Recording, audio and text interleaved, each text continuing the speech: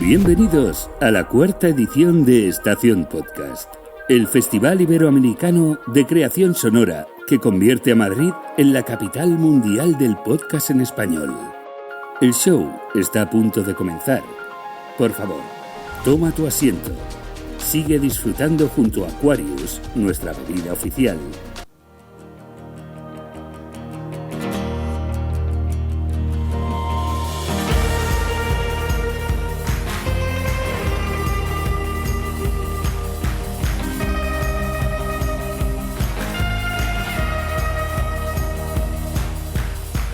Bueno, bienvenidos y bienvenidas al podcast de La Mujer Maravillosa. Bueno, hoy estamos aquí juntos, reunidos, con una invitada maravillosa. Ella es María Esclape. Y antes de nada, me gustaría dar muchas gracias. Estamos aquí en Serrería Belga, dentro de Estación Podcast, el Festival Iberoamericano de Creación Sonora. Y antes de nada, gracias, enormes gracias por haber contado conmigo en esta estupenda programación que pone en valor esa creación en el mundo del podcasting y sobre todo todas las historias tan magníficas que hay por contar. Así que quede eso. Luego las siguientes gracias es a vosotros y a vosotras que habéis cambiado un día de solazo después de estos días de lluvia en Madrid por estar aquí con nosotras, así que muchas gracias por eso también.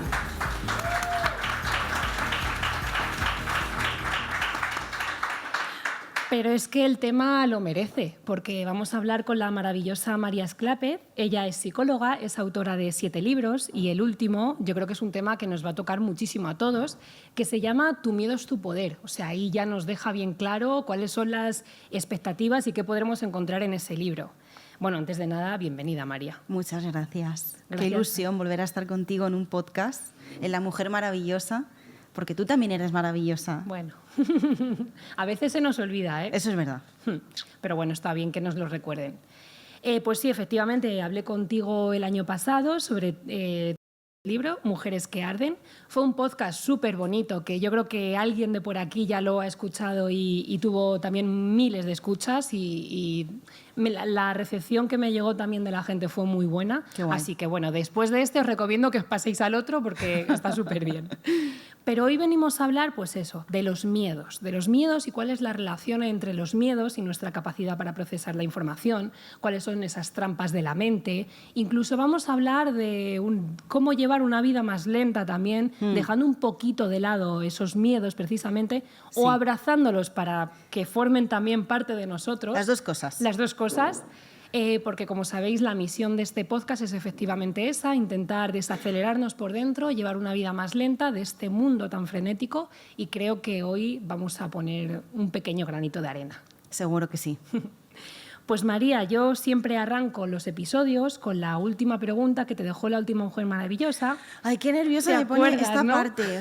Madre mía. A ver, venga, examen, va. Pues en este caso ella es la deportista paralímpica Loida Zabala y ella te preguntaba, la verdad es que se las trae la pregunta porque es No me muy, digas. muy difícil, pero bueno, Cachis. si te tuvieras que quedar con alguien en tu vida, con una persona, ¿con quién sería? ¿Una solo?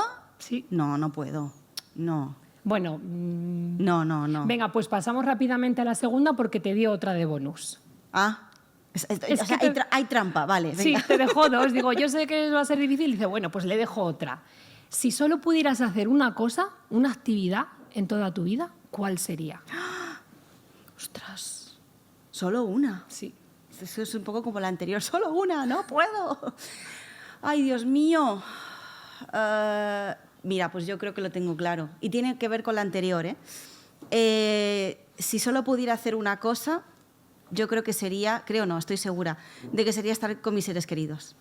Vale, ahí Compartir englobas- tiempo. Sí. Muy sí, bien. sí. Muy bien.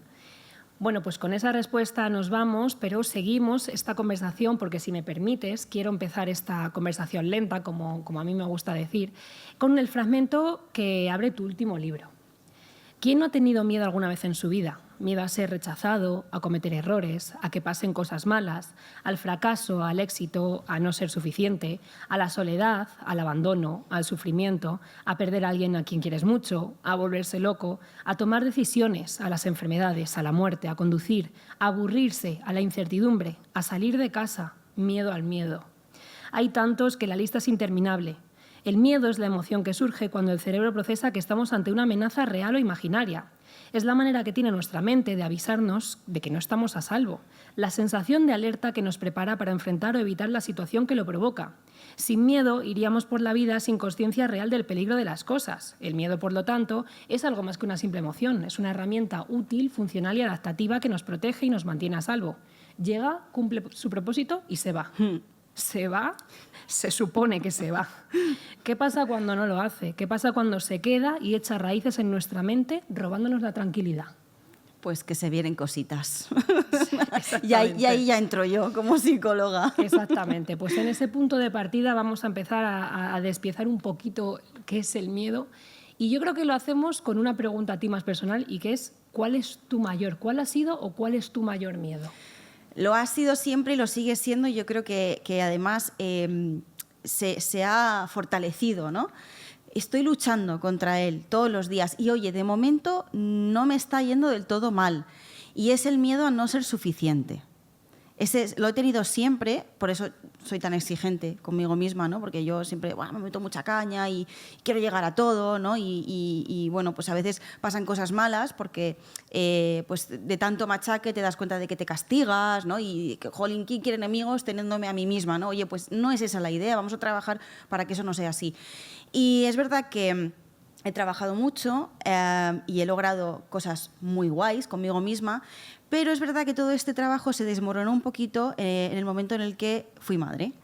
Y claro, o sea, de repente pues eres madre, ¿no? Y tienes una cosita chiquitita, ¿no? Una bolita a tu cargo, y empiezas a plantearte todo el rato si lo estás haciendo bien, si eres suficiente, si deberías haber hecho lo otro, si es que por qué no hice aquello, si debería buscar más opciones, en fin, pues muchos deberías y muchas exigencias que son autoexigencias que te hacen cuestionarte todo el rato si realmente pues eso, eres buena madre, si eres suficiente, en fin.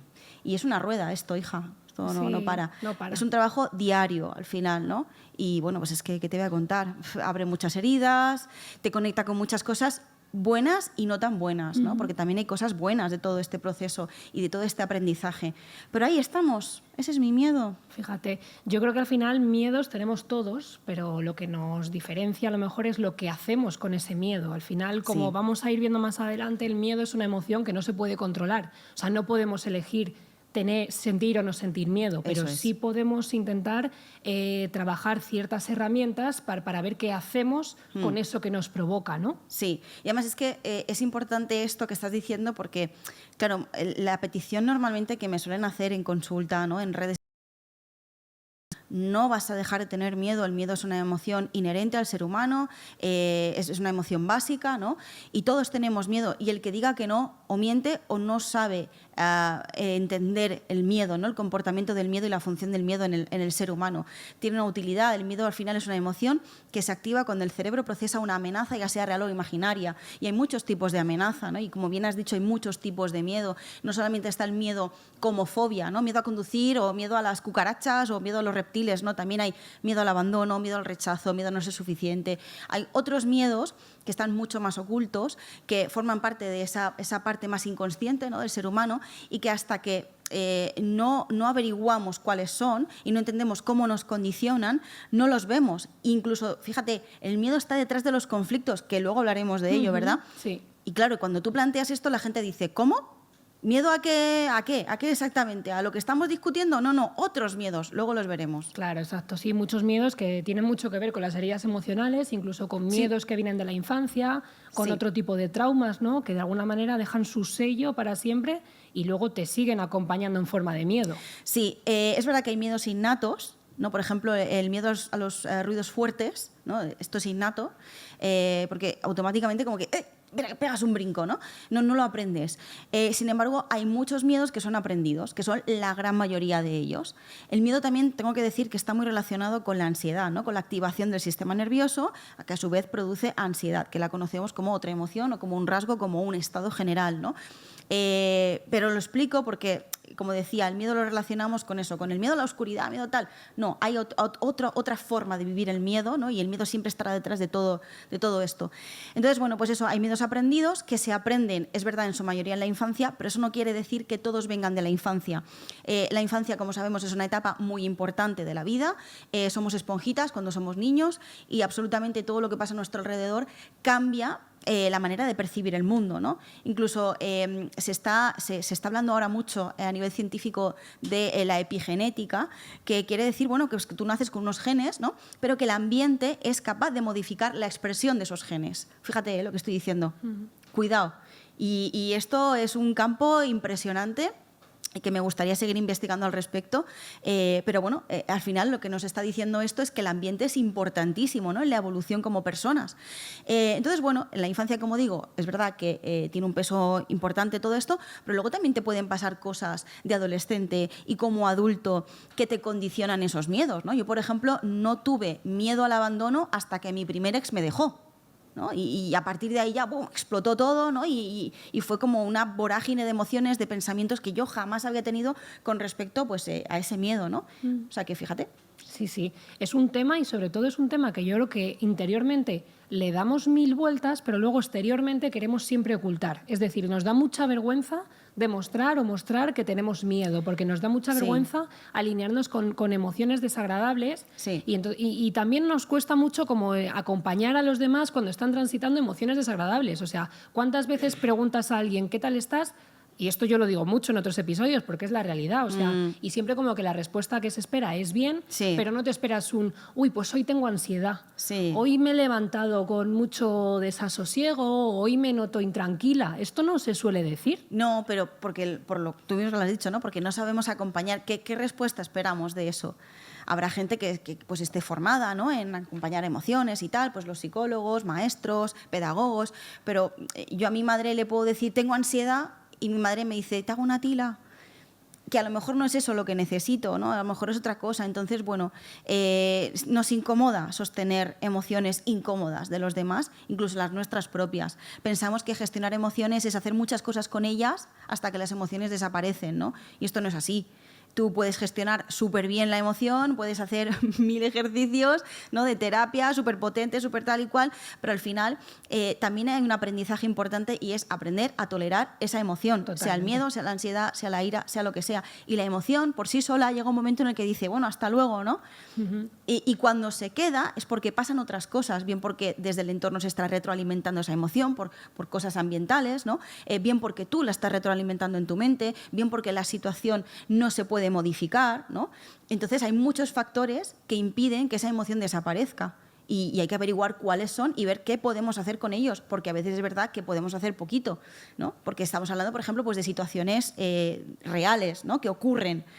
Mira, fíjate, en Valencia, cuando fui a presentar el libro, hablamos del miedo, ¿no? Y pues mis presentaciones hay de todo, ¿no? Hay risas, hay llanto, hay tal. Y era inevitable, porque era como, hablé después, ¿no?, en Petit Comité, era un elefante en la habitación, era inevitable no hablar del tema de la dana, o sea, hablar del tema de la dana. Entonces, claro, ¿qué aportas ahí, no? O sea, es una situación muy complicada, que no puedes cambiar porque ya ha ocurrido, que tampoco sabes si puede volver a ocurrir porque fíjate, ¿no?, lo que pasó al final. Entonces dices, ostras, ¿qué me queda aquí? Me queda acompañar, me queda sostener, me queda validar, me queda empatizar y escuchar. En definitiva, estar. Estar, pero es que no sabemos estar. No sabemos, tía. No, es como, ¿y cómo estoy? ¿Qué hago? A ver, no te apures. Tú piensa, ¿cómo me gustaría a mí que esta persona estuviera conmigo si me pasa esto? O pregunta, que es que es fácil, oye, ¿qué necesitas? ¿Qué puedo aportar? Y a veces es un abrazo, a veces es el silencio, a veces simplemente es estar así, ¿no? Escuchando. Comiendo pipas en un banco. Por ejemplo. Sí, exacto, pero que esa persona se sienta arropada y sienta que de alguna manera está compartiendo su dolor contigo, ¿no? Porque incluso esa persona muchas veces no quiere seguir ahondando en ese problema, pero necesita sentir ese acompañamiento, ¿no? Sí, necesita expresarlo. Y a mí muchas pacientes me dicen, María, es que yo le cuento esto a mi marido y mi marido me da soluciones sin parar, ¿no? Y me, haz esto, haz lo otro, tal, tal. Y yo no quiero soluciones, yo quiero que me escuche. pero me sigue dando soluciones. Pero de verdad que no sabe escuchar. No, no es que no sepa, o sea, claro que sabe escuchar, pero hay una escucha diferente, que es la escucha activa, que es la escucha del acompañamiento, es la escucha de, pues fíjate, esto que me estás contando es verdad que tiene que ser muy doloroso. Pues mira, no lo había visto así.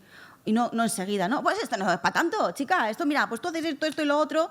Y es que eso no es acompañar, eso es dar soluciones. Y a veces no necesitamos eso. Exacto, lo que hablábamos antes de cuando un niño llora, por ejemplo, decirle rápidamente, no llores, no seas tan llorica. Sí. Pues a lo mejor es que tiene que expresar, ¿no? Tiene que expresar sus cosas. Claro, claro. Claro, esto te lo contaba antes porque, bueno, al final lo voy a contar, ¿no? Porque, pues además tengo permiso de mi padre para contarlo. Esto es una frase que dice mucho mi padre. A mi hijo, además, ¿no? Y claro, es un bebé, tiene 6 meses, y yo le digo, papá, no. Digo, te tienes que deconstruir. Claro, mi padre me mira así, él ya me conoce, ¿no? Ya se ríe, no se enfada, menos mal, ¿no? Porque, oye, habrá quien le siente mal y, bueno, también hay que deconstruir cosas, ¿eh? Cuando esto sienta mal que te lo digan. Y le digo, papá, te tienes que deconstruir. ¿Por qué? ¿Qué hay de malo en decir no me seas llorica si es de broma? Claro, papá, tú lo dices de broma, pero es un bebé y aunque a lo mejor ahora no te entienda, cuando sea más mayor y le digas no me seas llorica, va a pensar que está mal llorar, lo va a asociar con otras cosas que tienen que ver con los roles de género, ¿no? Porque al final detrás de ese mensaje hay un trasfondo mucho mayor. Pues es verdad, tienes razón, venga, pues no lo digo más, ¿no? Y el rato, no me seas llorica, papá, otra vez, ay, hija, que no... Bueno, en fin, que nos cuesta mucho, pero también es normal, hay un aprendizaje detrás. Totalmente. Ahí también importante. Sí, sí, sí. Pues vamos, si quieres, hablar un poquito del miedo, ¿no? Hemos hablado del miedo, que hay una frase que dices mucho, que a la par que te resulta una carga, te protege. Es tan ambiguo como él solo. Sí, hija, es que... ¿Qué es el miedo realmente y de dónde viene? O sea, ¿cuál es su función? Mira, lo explicaba antes, la función es avisarnos de que hay algo que nos está resultando una amenaza, real o imaginaria, real, un incendio. Todos asociamos, ¿no? Hay que correr, nadie se queda pensando, hay un incendio, ¿qué llamas más bonitas? ¿Quemarán? ¿No? ¿Qué me acerco? No, nadie, ¿no? Todo el mundo, ¿qué hace? Fuego, me voy, ¿no? Vamos, están cagando leche. No sé si puedo decir palabrotas. Sí, se puede. Ya las he dicho, así que ya están dichas. Entonces, lo tenemos súper claro. El tema es cuando este miedo es imaginario, es irracional, o puede ser un miedo real, y que aquí ya entramos en movidas de la mente, ¿no? Pero está relacionado con esa preocupación que yo estoy teniendo en cuanto al futuro, o sea, lo que pueda pasar, ¿no? Ese catastrofismo que yo estoy inventando en mi mente. Es que, claro, puede pasar esto, en esta situación puede pasar lo otro, aquello, no sé qué, no sé cuál. Y te das cuenta que te estás montando una película digna de Oscar, ¿no? Y claro, y por mucho que te digan, oye, pero que fíjate que estás catastrofizando, o por mucho que tú objetivamente lo sepas, te cuesta salir de ahí, porque estás en un bucle, porque el propio cerebro tiende a retroalimentar todo eso, porque claro, lo que tú le estás diciendo constantemente es, vamos a morir. O sea, el cerebro no entiende que el problema sea, mi ex me ha dicho buenas noches sin un emoji de corazoncito. Tu cerebro piensa, vamos a morir. ¿No? Y claro, ¿cómo le explicas tú a tu cerebro que no vas a morir? Que simplemente es tu ex que te está diciendo buenas, tu ex. ¿Por qué he dicho tu ex? ¿Antes he dicho tu ex sí, o tu novio? ¿También? Sí. Quería decir tu novio. Bueno, pero será ex, probablemente, porque escribe buenas noches sin corazoncito. Esto, la profecía autocumplida, amigas, pasa cuando estás en el bucle y tienes este pensamiento, al final te boicoteas, ¿no? Y te adelantas a la situación catastrófica que te estás imaginando, ¿no? Me escribe buenas noches sin corazoncito, eso porque me va a dejar. Pues no, pues antes de que me deje y yo pasarlo mal, pues lo dejo yo y así nos evitamos problemas y discusiones, ¿no? Te estás boicoteando. Y todo esto, como digo, es fruto de ese bucle. Y además el bucle tiene la característica de que cada vez te atrapa más, ¿no? O sea, por mucho que tú intentes salir, nada, es como un remolino, ¿no? Que te va cada vez ahogando más y más y más y más y más. Esto tiene mucha parte fisiológica, ¿no? Pero al final, claro, funciona así. Y dices, bueno, ¿y cómo salgo yo de aquí, no? Bueno, a veces es importante evadir, ¿no? Todo eso que nos está pasando, porque es verdad que a veces entramos a trabajar los pensamientos, venga, ¿cuánto de real es esto? Del 0 al 10, ¿qué puntuación le doy? Pues esto, y es un buen trabajo, a veces, pero no siempre sirve. Porque ahí están pasando cosas que yo sé que tú me quieres preguntar, pero me estoy adelantando. ¿Lo puedo contar, el secuestro amigdalar? Venga, sí. Venga, lo vamos a contar, ya está. Es que te he dicho, es que puede surgir. Bueno, pues uno de esos fenómenos es el secuestro amigdalar. ¿Qué pasa cuando estamos en pleno bucle y vemos que lo que pensamos no tiene ningún sentido, pero aún así estamos a tope, ¿no? Con la emoción? Bueno, secuestro amigdalar, bucle cada vez más profundo, tal. Bien. ¿qué está sucediendo realmente dentro? Bueno, hay una parte del cerebro, esto es muy general, entendedme, porque esto es súper complejo, pero lo vamos a explicar en términos muy generales y muy sencillos. Pero queda muy claro, ayuda mucho entenderlo así. El cerebro, hablando en términos psicopedagógicos sencillos, ¿vale? Tiene, en este caso vamos a hablar solo de 2 partes, ¿vale? Cerebro emocional, cerebro racional.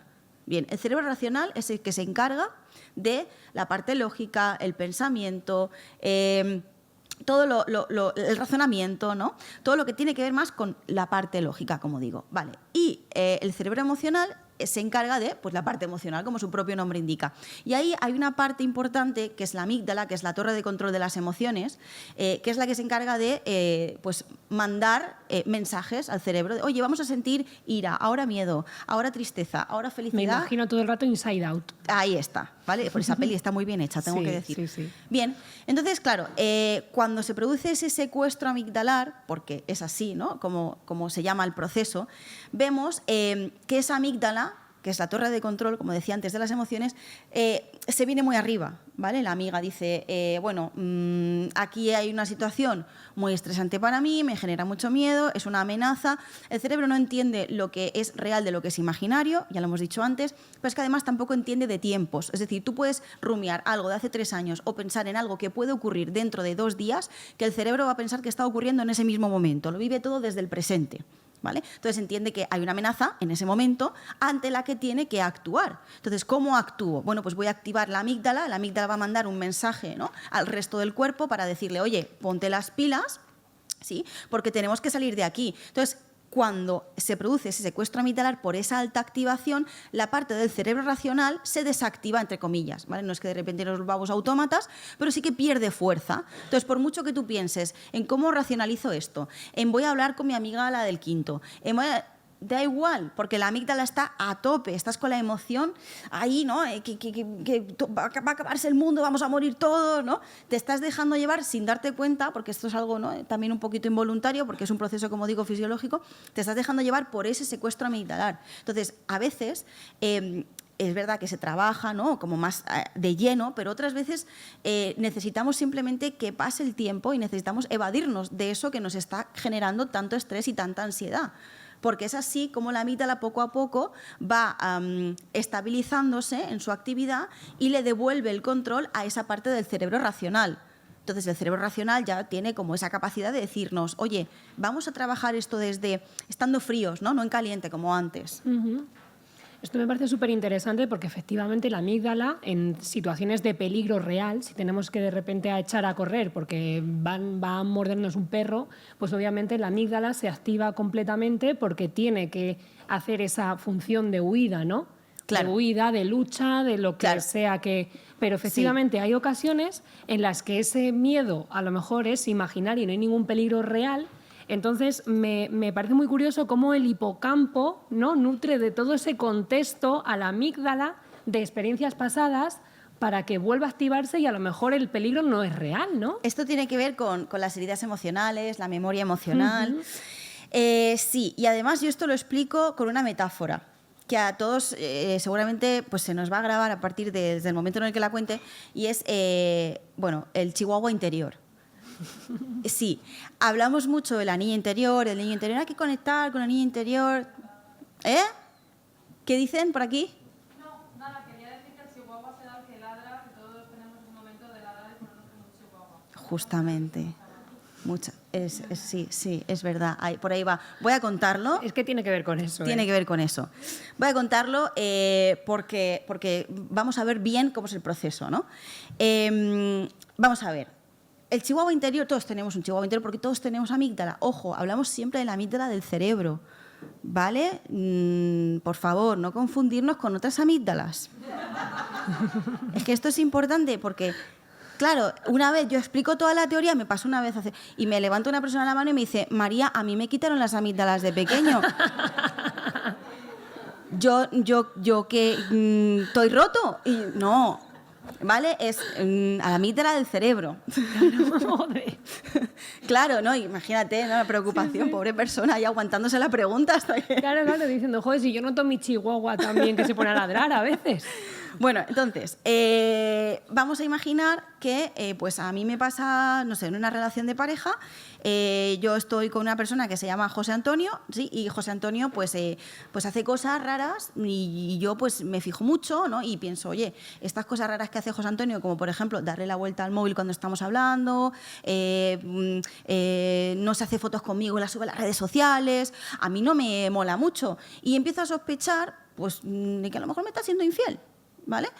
A priori, fíjate, esos estímulos son estímulos neutros, ¿vale? Porque tú le puedes dar la vuelta al móvil pues porque a lo mejor quieres prestar atención a esa persona, ¿no? Pero esta yo del pasado, ¿no? Que está con José Antonio, ya empieza a darle un significado porque lo está asociando con una situación que no le genera comodidad, ¿no? Al contrario. El caso es que yo le pregunto a José Antonio, oye, José Antonio, ¿tú tienes algo por ahí? José Antonio me dice, no, que va, yo no tengo nada, ¿no? Bueno, pasa el tiempo, esto se repite, José Antonio, ¿no? Me va lanzando este tipo de mensajes y llega un día en el que tachan, pues descubro a José Antonio que pues, me ha sido infiel, entonces yo tenía razón y en mí se genera una huella emocional, que es una herida emocional, ¿vale? Que tiene que ver con todo esto que ha ocurrido. ¿Vale? Entonces, fíjate, yo le he estado dando un sentido a esos estímulos que al principio eran neutros, ¿no? He aprendido acerca de que en la relación puede pasar cualquier cosa en cualquier momento, que pueden abandonarme, aprendo a compararme, ¿no? Con otras personas. En una herida emocional al final encontramos muchísimas cosas que van luego a tener sus consecuencias, ¿no? Total, que yo dejo a José Antonio y paso ese duelo y esa herida pues se queda ahí guardada. Yo siempre comparo la herida emocional como el juego del Tetris, ¿vale? Cuando tú juegas al Tetris, pues tener suerte de que te salgan figuritas guays, ¿no? O ser un máquina en el Tetris y te salgan, pues, que tú vayas jugando al Tetris de tal manera que vayas superando las pantallas y vayas, ¿no?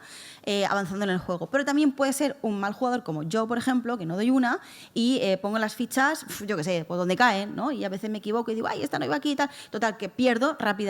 Bueno, pues a la hora de organizar la información en el cerebro, cuando se produce una herida emocional, es algo así. O sea, es algo un poco como este último escenario. En lugar de poner todas las fichitas en su sitio y codificar toda la información de manera correcta, lo que se hace es al contrario. Es como una pantalla de Tetris toda completamente desordenada, ¿no? Entonces, claro, esta información no está bien procesada, pero aún así está en el cerebro. Sí, por eso luego nos deja como esas consecuencias que vamos a encontrar en el siguiente ejemplo. Yo hago mi vida, ¿vale? Tengo esa huella emocional ahí y conozco a José Francisco, por variar, ¿vale? ¿Te gustan los Joses? Los Joses, sí. Y José Francisco resulta que hace esas cosas también, de darle la vuelta al móvil, llega tarde a casa, no sube fotos conmigo al Instagram. Entonces, ¿qué pasa ahí? Bueno, pues que mi cerebro, ¿sí? El chihuahua, ¿no? Que estamos ahí, la amígdala, tal. La amígdala tienes la siguiente función. Fíjate, en la anterior escena, la amígdala lo que ha hecho ha sido almacenar esa información con la ayuda de otra parte del cerebro, que es el hipocampo, ¿vale? Que es como el funcionario del cerebro, ¿sí? Está ahí, ¿no? Con el ordenador, los libros, los archivos, y guarda absolutamente todo, lo que corresponde a la memoria emocional. La amígdala está atenta de que todo esté bien hecho, ¿no? Lo supervisa. Cuando llega este momento en el que esos estímulos me recuerdan a esa ruptura, a esa infidelidad, el chihuahua, o sea, la amígdala, recordemos, torre de control de las emociones, está atenta, ¿vale? A ver qué es exactamente lo que está sucediendo. Y con esa información que está obteniendo de la actualidad, del presente, corrobora, contrasta las fuentes, ¿vale? Con el hipocampo. Entonces le dice, oye, hipocampo, Chihuahua se toma sus milisegundos de reflexión, milisegundos, no nos vamos a emocionar, ¿eh? Y le dice al hipocampo, oye, hipocampo, ¿esto te suena de algo? Fíjate, darle la vuelta al móvil, tal, no sé qué. Y el hipocampo busca, ¿no? En su ordenador, se va a desayunar, qué funcionario, vuelve. Mis suegros son funcionarios. Pero este chiste les hace mucha gracia, la verdad. Y bueno, el caso, que el hipocampo le dice, hostia, ¿no? Que efectivamente, que José Francisco era, ¿verdad? Sí. Te está poniendo los cuernos como José Antonio, ¿no? Entonces el chihuahua enseguida se activa, ¿no? El chihuahua, ¿qué tipo de perro es el chihuahua? ¿Está loco? El chihuahua está loco, el chihuahua no tiene término medio. El chihuahua está tranquilo, pero de repente pasa una bolsa, una pierna y se pone hecho una furia, está, ¿no? Loquísimo. Bueno, pues algo así sucede cuando el cerebro hace todo este procesamiento de la información. Uh-huh. ¿Y qué pasa por fuera? ¿Qué se ve por fuera? Pues se me ve a mí gritándole a José Francisco, ¿no? Diciéndole, oye, me estás siendo infiel por esto, por lo otro, por... ¿Y qué pasa con José Francisco? José Francisco le vienen hostias, no sabe de dónde, ¿vale? Y está así, mirando al infinito, diciendo, esta mujer está loca. ¿Qué le pasa, no? ¿Y qué suele pasar? ¿Qué vemos en consulta cuando aparecen este tipo de cosas? Vemos a dos personas con dos versiones completamente diferentes de la historia, ¿vale? Una es que no me escucha, ¿no? Porque es que, fíjate, le digo todo esto y se va. Claro, hija, es que ¿cómo está el chihuahua en ese momento? Pues claro que se va, porque al final entiende que eso es un conflicto. Ojo, a ver, ¿qué ha aprendido esta persona de los conflictos? Que esa es otra, ¿vale? Que hay personas que han aprendido que los conflictos son malos. No, los conflictos son oportunidades para hablar y evolucionar. Vamos a empezar por ahí. Pero también hay que entender y hay que hablar desde la honestidad, desde la vulnerabilidad, desde la asertividad, incluso cuando hay dolor, ¿no? Eso también es otro aprendizaje importante, porque el dolor muchas veces eclipsa todas esas capacidades. Se explica también por el secuestro amigdalar. Entonces, bueno, es complicado porque hay un batiburrillo de muchas cosas que están todo el rato influyendo en la dinámica de la relación. Y hay que trabajarlo. Claro, hay que trabajarlo y mucho, porque son muchos factores. Esta es la explicación de qué está pasando realmente, ¿no? Claro, esto lo vemos cuando hacemos retrospectiva en la relación y vemos cuándo empezó todo, ¿no? No es que los psicólogos estemos obsesionados con el pasado, pero realmente hay algo importante y de peso en esa historia de la persona que nos puede ayudar a entender muchas cosas de las que están pasando hoy. Entonces, claro, cuando José Francisco entiende lo que yo viví, ¿no? ¿Por qué se lo cuento? Porque fíjate, esto me ha dicho la psicóloga que me lo está condicionando al presente. Entonces, claro, estos estímulos, aunque tú realmente no me estés siendo infiel, yo les estoy dando un significado porque me ocurrió algo parecido en el pasado. Entonces, claro, José Francisco ahí también tiene que tener las ganas, ¿no? La motivación de trabajar eso, porque también he encontrado perfiles en consulta que son, bueno, son tus celos tu problema, no cariño. Si hay celos, el problema, aunque lo sienta yo, el problema es de la pareja, porque tenemos que trabajar juntos, porque de alguna manera, aunque yo me encargue de ese trabajo individual, está influyendo en el vínculo esto que yo estoy sintiendo. Entonces, vamos a ver qué podemos hacer juntos para que esta emoción no domine la relación. Exacto. Todas estas heridas emocionales, como comentábamos, tienen mucho que ver con el proceso ese proceso de la información, ¿no? De cómo entra la información de una realidad objetiva, pasa por el organismo y sale la respuesta, que es el esquema que se dice en psicología que se llama EOR, ¿no? Estímulo, organismo, respuesta, sí. Exacto, sí. Entonces aquí comentaba que al final esas heridas emocionales de alguna manera se convierten en creencias que luego tiñen el filtro que tienes interno y la realidad objetiva siempre pasa a través de ti manchada luego con filtro. Sí. Entonces, todo eso está muy bien como entender de dónde vienen, ¿no? Esos miedos, esas creencias, y ahí el miedo le vamos a sentir porque ese miedo es irracional en este caso y no podemos tener voluntad sobre él, pero sí podemos gestionar qué hacemos con él, ¿no? Claro, o sea, no podemos decir, ahora quiero tener miedo, ahora no, ahora sí, ahora no. La ansiedad igual, porque al final son primas hermanas, ¿no? Ahora sí, ahora no, voy a generar ansiedad. Y tú te pones y no puedes. Pues lo mismo cuando quieres que se te quite, ¿no? Quiero que se me vaya. Bueno, cuidado porque a lo mejor hasta generas más, ¿eh? Cuidado con esto, la paradoja. Vamos a hablar de esto. La intención paradójica. Pero es cierto, ¿no? Que no son a voluntad tuya esas emociones, pero sí que puedes trabajar esas consecuencias. Hablemos de esto. Bueno, venga, de la paradoja de la ansiedad, ¿no? Sí. Pues sí, pues que mira, esto acordaos siempre de Mariano Rajoy. Lo digo en serio. Chihuahua y Mariano Rajoy, si es que de verdad que tándem, más maravilloso. ¿Qué le pasa a Mariano Rajoy? Muchas cosas. Que muchas tardes y buenas gracias, ¿no? Y que es el alcalde el que quiere que sea el vecino, el alcalde, bueno, en fin, ¿no? Todo. Bueno, pues con el miedo pasa una cosa parecida, ¿no? Como con Mariano Rajoy. Mira, el miedo, cuanto más miedo tienes, menos miedo quieres tener, y cuanto menos miedo quieres tener, más miedo tienes, ¿vale? Entonces, pues eso, es un trabalenguas, es súper paradójico. Y fíjate, cuanto más miedo tienes, cuanto más ansiedad tienes, dices, quiero que se me pase, ¿no? Por ejemplo, crisis de pánico, ¿no? Estás ahí, que quiero que se me pase, que me agobio, que me está dando un infarto, todo lo que va asociado, ¿no? A la crisis de pánico. Yo he tenido crisis de pánico y de verdad que son muy angustiantes. También se les llama crisis de angustia.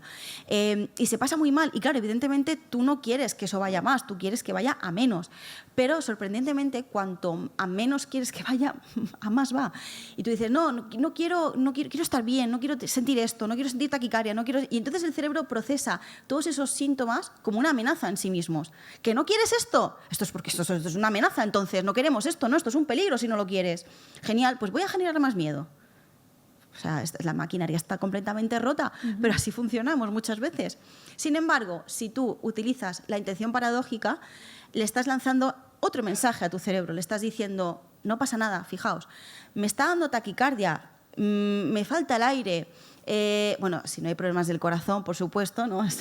En Porque, situaciones ojo, cotidianas. claro. De hecho, lo primero que se hace antes de trabajar psicológicamente todo esto es derivar al médico, ¿no? Para asegurarnos de que no hay nada, ¿no? Y luego ya intervenimos nosotros. Entonces, bueno, todo eso, ¿no? Y entonces, aquí, claro, hay una cosa muy loca, ¿no? Porque os va a sorprender a todos y es como, bien, voy a retar a mi cuerpo. Cuerpo, vamos a ver cuánta taquicardia eres capaz de generarme. Venga, dame toda la que puedas. Quiero sentir más ansiedad. Quiero ahogarme. Y diréis, estás vuelto loca. ¿De verdad eres psicóloga? Tú me has engañado. No, funciona, en serio. Al principio no va a funcionar, es verdad, porque esto es una técnica que requiere mucho trabajo, ¿vale? Mucha repetición, mucha exposición, ¿no? Pero es cierto que funciona y está además científicamente demostrado, ¿no? Por eso le hemos puesto nombre, la paradoja de la ansiedad o la intención paradójica al final. Y es así porque conocemos el cerebro, es una forma de hackear el cerebro. El cerebro automáticamente dice, que esto no es un peligro, que te da igual que tenga ansiedad, que te da igual que tenga taquicardia, presión en el pecho, pues entonces no activo mi sistema nervioso autónomo.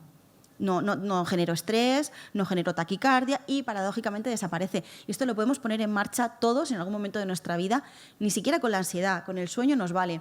Noches de insomnio en la que no podemos dormir porque al día siguiente tenemos reunión, porque al día siguiente tenemos viaje, tenemos que madrugar, no sé cuántos, ¿no? Vale, vamos a retarnos. Pues si no duermo, pues no duermo y punto. Y tú estás ahí dando vueltas y no puedes dormir, pero es que tengo que dormir. Pues si no duermo, pues no duermo y ya está. Y si duermo 3 horas, pues eso que me llevo. Y si no duermo nada, pues no duermo. Y si no duermo jamás en la vida, pues también me da igual. Jamás, no ya te vienes arriba, claro. Jamás en la vida volveré a dormir. Y tu cerebro dice, que dormir no es un problema en este momento, claro, porque yo estaba despierto generando adrenalina y cortisol, ¿no? Y todas esas cosas que se ha puesto ahora de moda, hablarlas, ¿no? Eso da likes, a día de hoy. Pues, oye, pues resulta que ya no me hace falta generarlas porque me estás diciendo que te da igual no dormir. Así que voy a apagar mi sistema nervioso autónomo y por consecuencia te vas a dormir. Así pasa, sueño paradójico se le llama. Esta noche lo voy a intentar, ¿eh? A mí no me hace Llevo ya falta unas porque tengo un cuantas hijo pequeño. Vale. Entonces... Es el hijo el que te dice que no duermas, ¿no? Bueno, en realidad, si te soy sincera, las noches con mi hijo las pasa mi marido. Vale. Pero yo termino, que lo agradezco un montón, ¿eh? Pero yo termino tan cansada de todo el día que yo me tumbo y hago así, directamente. Ya. O sea, ni me acuerdo en qué momento me he dormido. Sí, sí. Antes sí que me pasaba lo del sueño. Qué gusto. Sí, la verdad es que sí. Pues hemos hablado de la amígdala o acá el chihuahua y al final muchas veces yo creo que le acostumbramos a estar pasando el escáner continuamente a lo negativo el de la vida. El escáner negativo. Exactamente, con ese sesgo negativo. Al final cuando tú refuerzas también tu cerebro pues a hacer unas determinadas estrategias, al final tu cerebro es el que lo hace, ¿no? De forma automática. Sí. Y muchas veces como acostumbramos a la amígdala como a fijarnos solo en lo negativo y eso nos lleva a ver cada vez más lo negativo. A la ¿no? amígdala y al sistema reticular activador ascendente. Toma ya. Estudiado. Sí, es una parte del cerebro que se encarga de muchas cosas, pero entre ellas también gestiona la atención, los procesos de atención. Sí. Entonces, si tú lo acostumbras a fijarse solo en lo malo, hay otras partes del cerebro que intervienen, ¿eh? O sea, pero si tú lo acostumbras a fijarte solo en lo malo, pasa un poco pues, un cúmulo de todas estas cosas que hemos ido contando, ¿no? Y al final, claro, acostumbras a tu cerebro a que entienda que siempre pasan cosas malas, ¿no? O que tienes que tenerlo todo súper controlado. Entonces, claro, el cerebro al final hace eso, pasa el escáner, ¿no? Se acostumbra a pasar el escáner para ver solo lo malo, y lo bueno lo ignora. Y es que esto tiene sentido además, o sea, no es que tú lo hagas, te sientes y lo hagas así y digas, voy a forzarme para... No, es que es una cuestión de supervivencia, porque estamos preparados, el cerebro está diseñado para sobrevivir, no para ser feliz. ¿Lo sabíais? Sí, ¿quién sí? Que levante la mano. Una persona. Para el resto esto ha sido revelación. Ya. A mí me interesa mucho, si quieres, no nos queda mucho tiempo, pero creo que esto... No, pero es que me gustaría contarlo, a ver si puedes resumirnos cuál es la filosofía, digamos, del jardín de las hierbas, de los hierbajos. Vale, es buenísimo esto es para metáfora, entender esto, sí. ¿Vale? Para entender solo cómo nos fijamos en ese sesgo negativo. Sí, bueno, esto es una metáfora que cuento yo en terapia y yo les digo a mis pacientes que se imaginen un jardín, ¿no? Y que hay una persona que está cuidando ese jardín. Entonces, en ese jardín esa persona quiere plantar rosas. y bueno, pues se empeña en plantar rosas, ¿no? Pero claro, como en todo jardín, van apareciendo malas hierbas, ¿no? En ese proceso. Entonces, esta persona, claro, cada vez que aparecen las malas hierbas, las corta, ¿no? Y está como muy pendiente de esas malas hierbas todo el rato. Esas malas hierbas son como una especie de símbolo o alegoría, ¿no? A esos pensamientos más negativos, a esos sucesos más negativos. La rosa sería como los más positivos, ¿no? O tus objetivos, simplemente. Entonces, claro, cada vez que sale, aunque sea una hierbecita, como está obsesionada con esa hierbecita, esa mala hierba, la corta, ¿no? Y así pasan los días y, claro, se da cuenta de que malas hierbas no tiene ninguna, pero es que rosas tampoco. Porque se ha obsesionado tanto en cortar las malas hierbas que las rosas se le han marchitado. Entonces, claro, el mensaje de todo esto es... malos pensamientos vas a tener siempre, pensamientos basurilla, ¿no? Si es que tenemos una media, leí yo una vez, de 60.000 pensamientos al día, no van a ser todos happy flowers. Claro, al final la vida tiene cosas, ¿no? Y nos pasan cosas. Entonces, muchos de ellos van a ser pensamientos basurilla y van a ser miedos disfrazados y van a ser catastrofismos y preocupaciones y rumiaciones, ¿no?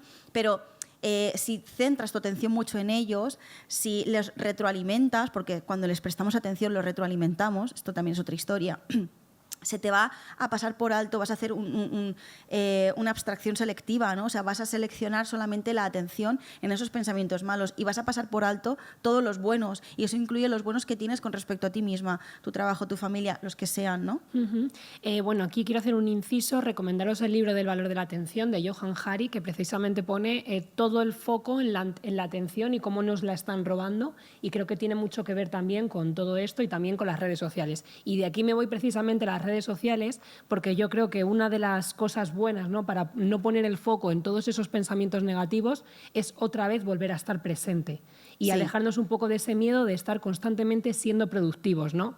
Y yo creo que esto tiene mucho que ver también con las redes sociales y con ese famoso FOMO, que al final es el fear of missing out, ¿no? El miedo, otra vez sale aquí la palabra, a perderse algo. Sí. Y yo creo que las redes sociales tienen mucho que ver con ese hiperestímulo y ese fijarse todo el rato en lo malo, porque lo de los otros parece que siempre es mejor que lo mío, ¿no? Sí, pero aquí no podemos culpar solo al usuario, porque es verdad que... a ver, es que ni siquiera podemos decir la culpa la tiene esto, es que la culpa la tienen muchas cosas.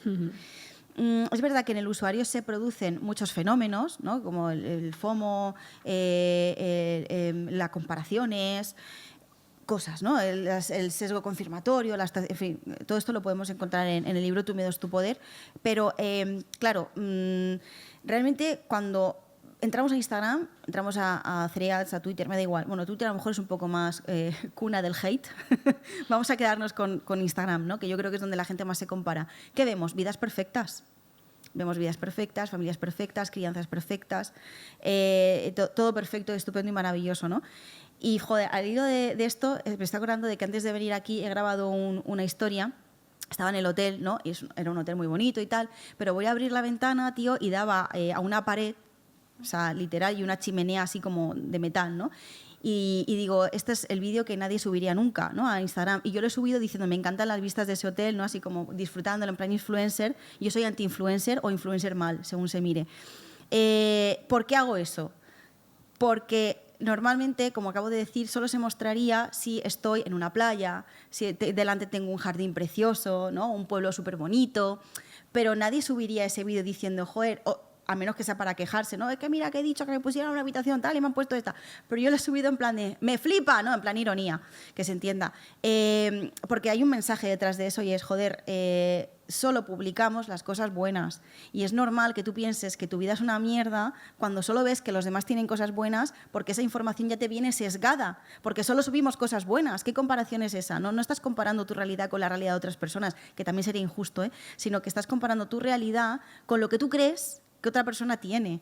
Ahí, esas son las dinámicas psicológicas en las que entramos a trabajar en consulta, ¿no? Pero insisto en que hay muchas otras cosas más, que aquí ya eso es otro tema, ¿no?, a nivel social.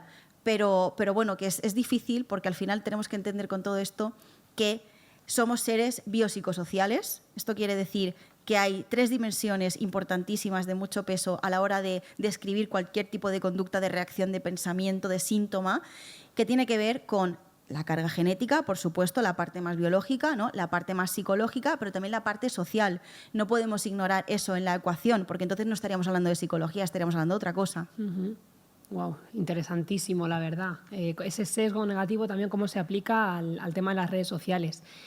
Pues por ir acabando, María, no sé si alguien tiene alguna preguntilla, alguna duda, alguna reflexión.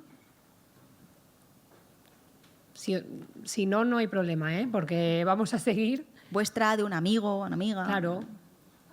¿Algo que quiera decir vuestro chihuahua interior? Vale, bueno, pues yo voy a seguir. Si tenéis, luego nos cortáis en cualquier momento, ¿vale? Exacto, vale. Yo voy a seguir preguntándote porque es que me he quedado con un montón de dudas y yo creo que eso, como volver al presente, nos hace siempre como, precisamente hablamos de foco, ¿no? Cambiar el foco y en el presente aquí no hay miedos, en el presente no hay miedos, no hay ningún peligro, a no ser que volvamos a pensar que hay un perro que está a punto de mordernos o otras muchas situaciones de la vida, ¿no? Pero que en la vida cotidiana hay muchas veces en las que emborronamos el momento presente por estar absolutamente embriagados en el pensamiento, ¿no? Sí. ¿Por qué crees que no conseguimos parar y dejar de ir tan acelerados? Mira, viene al pelo con lo que decía antes. Somos una sociedad que va como pollo sin cabeza por la vida. O sea, nos obliga a la sociedad, al ritmo, ¿no?, que tenemos, a no descansar, a no parar. Y tú dices, bueno, puedes parar cuando quieras, ¿no? Sí, claro, pero es que después hay un castigo. Y el castigo, quiero decir, puede ser de muchas maneras. Hablo de castigo como de penalización, ¿no?, o de consecuencia. Pero, claro, fíjate, ejemplo mío personal, ¿vale? Yo la baja por maternidad la disfruté un mes. Las mujeres a día de hoy no tenemos, bueno, y los hombres, porque compartimos tiempo de baja, tenemos 4 meses, ¿no? Y yo, ¿por qué solamente hice un mes? Porque no podía parar más, no me lo podía permitir. Entonces, claro, ahí reflexioné mucho, ¿no? Y pensé, joder, no podemos trabajar solo en base al individuo, consigo mismo, ¿no?, y con respecto a todo lo que le ocurre a él, porque al final vemos cosas sociales de la sociedad, ¿no?, variables sociales que están todo el rato influyendo en lo que siento, cómo lo siento, qué pienso, por qué lo pienso. El ambiente de verdad es que es una pasada lo que influye, ¿no? Y claro, esto es importante porque a la hora de abordar problemas, insisto, no podemos dejar fuera esta parte de la fórmula, ¿no? Y bueno, y por eso mismo también es verdad que no podemos culpar solo al individuo, ¿no?, que siente eso. A veces los divulgadores, sin darnos cuenta, lanzamos mensajes, ¿no?, que parecen responsabilizar a la persona que sufre, ¿no? Y hay que empezar a trabajar en esto también, ¿no? Yo creo que es importante que la gente entienda que existe esta fórmula, ¿no?, y que hay cosas de fuera que nos influyen y que algunas las podemos cambiar, otras, por desgracia, no las podemos cambiar, como esto que estoy contando yo ahora, ¿no?, por ejemplo. Pero claro, sí que podemos hacer algo, ¿no?, porque es verdad que tampoco quiero que el mensaje sea desamparaos, ¿no?, de la vida, no. Y vuelvo un poco, y con esto, fíjate, es que hasta cierro el círculo y todo, lo que decía al principio, la importancia de acompañar. Cuando veamos que la situación no puede cambiar por cualquier cosa, voy a poner un ejemplo sencillo, ¿no? Un duelo, por ejemplo, porque un familiar fallece, podría ser algo, ¿no?, de peso a nivel social, a nivel ambiental, y claro, tú no puedes decirle al individuo, bueno, pero va a estar todo bien dentro de unos meses, porque no, porque hay algo que sigue ahí, ¿no?, y que pesa y que duele. Entonces, bueno, acompañar en esos momentos donde no podemos hacer nada con lo que está ocurriendo, porque es imposible, ¿no?, es lo más importante, y de verdad que esa persona lo siente y lo vive de manera muy intensa, ese acompañamiento, ¿no? Lo que suceda, pero también ese acompañamiento, y lo valora incluso más que cuando lo vemos desde fuera, ¿no?, que pensamos que, fíjate, si solamente le he dicho esto, 3 palabras y, es que se ha puesto súper contenta, o le doy un abrazo y parece que le ha cambiado la cara. Claro, es que para esa persona en ese momento, eso que tú estás haciendo, que para ti es poquito, es un mundo. Entonces, claro, aunque tú no sepas cómo estar, ya has estado. Sí, sí. Estar, ya está. Estar, efectivamente. Pues María, bueno, vamos a ir terminando. Me quedo con un montón de cosas en el tintero, pero yo sabes que cuando quieras, vamos, te vuelvo a abrir las puertas de La Mujer Maravillosa porque estoy encantadísima de hablar contigo. Y no sin antes preguntarte las 2 preguntas últimas que suelo hacer en todos los episodios. Y la primera de ellas sería, ¿qué pregunta le dejarías tú a la siguiente mujer maravillosa?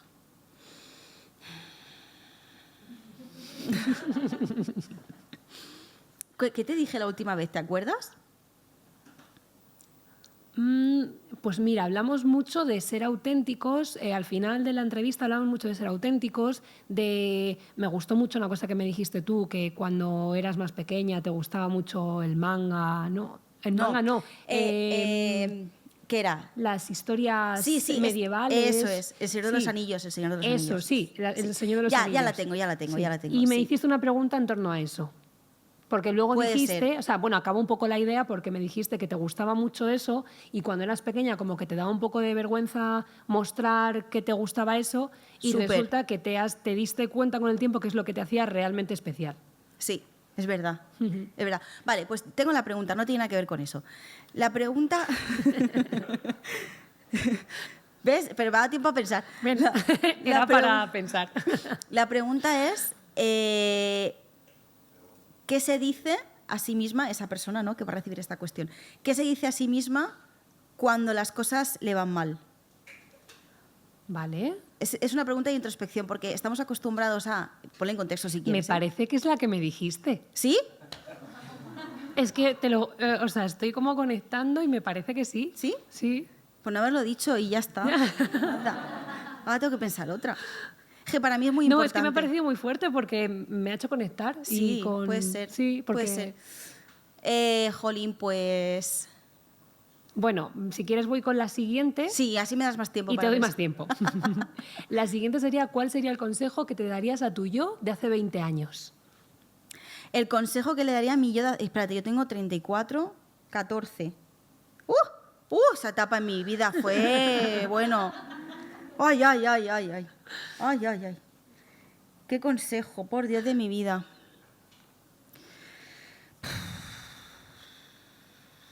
Que vaya al psicólogo. Te lo digo en serio, me habría venido muy bien. Sí, que no tenga miedo de ir al... O sea, me lo llegué a plantear en esa época de mi vida, pero como aún no estaba bien visto ir al psicólogo, claro, pues lo pasé mal porque yo decía, no, porque yo no estoy loca, ¿no? Y como, bueno, que no vemos gente loca, entre comillas, ¿no? En el psicólogo vemos gente con problemas de cualquier tipo. Entonces, yo tenía un problema en aquel entonces muy gordo y sí que yo creo que me diría eso, que fuera al psicólogo. Sí, porque me habría sentido muy validada. Sí. Vale. ¿Y la pregunta? Jolín, venga. La pregunta... Puede ser esa también, ¿eh? ¿Cuál? Creo que tiene bastante peso la que me has dicho. ¿Qué se dice cuando las cosas No, van pero bien? aquí hay que ser original. Ah, vale. Claro. No, venga, pues ya que la había propuesto como de autoestima, ¿no? Pues de autoestima, venga. ¿Qué 3 cosas le gustan a esa persona de sí misma? Vale. Y no muy vale bien. cosas físicas. Vale, perfecto. Muy bien, bueno, pues yo creo que con estas preguntas nos vamos, no sin antes hablar del miedo, que el miedo al final hemos visto cómo el miedo, cómo soltar ese miedo, ¿no? O abrazar ese miedo puede en muchas ocasiones hacer que podamos transitar mejor los momentos, ¿no? No esa resistencia a no sentir las emociones negativas, sino de alguna manera aceptarlas, saber que no tenemos voluntad sobre ella porque van a aparecer porque sí, o sea, cuando aparecen Cuando quieran y punto, cuando tengan quieran, que aparecer. Exacto, pero sí que podemos aprender a gestionar qué hacemos con ella y cómo nos hacen sentir, ¿no? En consecuencia. Y empoderarnos a través del miedo, ¿no? También. Hacer como digo en el libro, hacer de nuestro miedo nuestro poder, ¿no? Que no sea algo que nos debilite, sino que sea algo que sume, que nos fortalezca, que sea ese proceso de aprendizaje del cual sentirnos orgullosos y que gracias a ese proceso que no condicione nuestra vida ese miedo, sino que seamos nosotros capaces de llevar las riendas de la misma. Pues sí, pues nada, María, muchísimas gracias. A Ha sido ti un siempre, a placer vosotros. estar contigo, a vosotros y a vosotras. Y gracias. Gracias.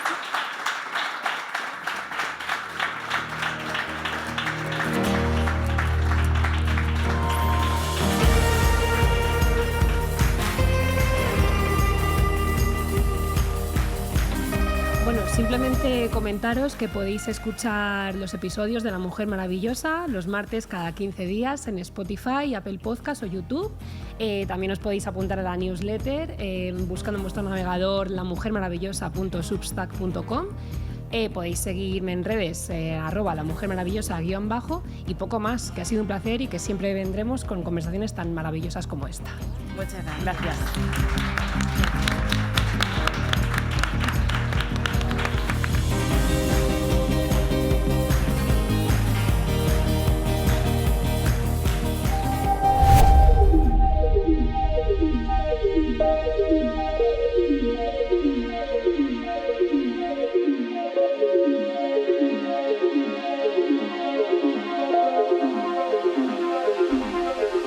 Muchas gracias por haber asistido a la 4ª edición de Estación Podcast, el Festival Iberoamericano de Creación Sonora.